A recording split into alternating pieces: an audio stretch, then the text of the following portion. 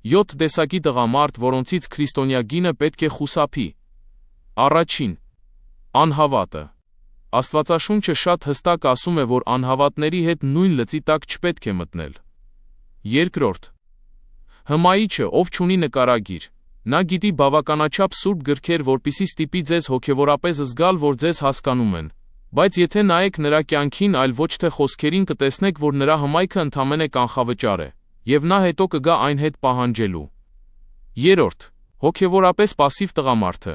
Նա փրկված է, համենայն դեպս ինքն է այդպես ասում, բայց նա չի առաջնորդում, նա չի աղոթում, նա ոչինչ չի անում, նա վատ բան չի անում, նա պարզապես ոչինչ չի անում։ Եվ տիկնայք, եթե ամուսնանաք նրա հետ, դուք կդառնաք հոգևոր առաջնորդը, ով ստիպված կլինի անընդհատ ձեր տան անդամներին եկեղեցի տանել։ Չորրորդ. բարկացկոտ տղամարդը։ Առակաց գիրքն ասում է, որ նույնիսկ ընկերություն մի արեք բարկացկոտ մարդու հետ։ Ոչ թե այն պատճառով, որ նա ձեզ կվնասի, այլ այն պատճառով, որ դուք կամաց կվերցնեք նրա սովորությունները։ Բարկությունը վարակիչ է, երբ լծված եք մեկի հետ, ով առաջնորդվում է դրանով։ Հինգերորդ. հոգևոր մանիպուլյատորը։ Նա այն մարդն է, ով օգտագործում է Սուրբ Գիրքը որպես զենք։ Նա կօգտագործի այնպիսի արտահայտություններ, ինչպիսիք են, որ Աստված իրեն ասել է, թե դուք իր կինն եք։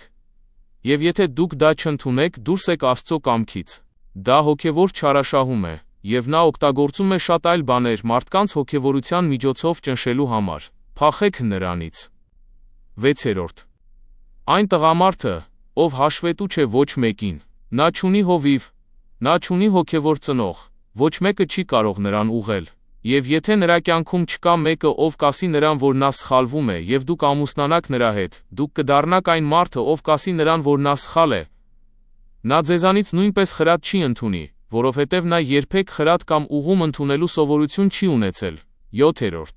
երկմիտ տղամարդը։ Նա չար չէ, նա պարզապես չի կողմնորոշվում։ Նա սովորաբար մի ոտքով ներսում է, մի ոտքով դրսում։ Նա ձեզ կտա այնքան, որ դուք մնաք նրա կողքին,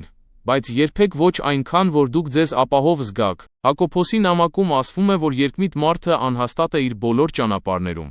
Տիկնայք, դուք չեք ստեղծվել փոխելու մի տղամարդու, ով չի ցանկանում փոխվել։ Դուք կոչված չեք լինելու նրա հոգևոր ծածկոցը, եթե նա հրաժարվում է աճել։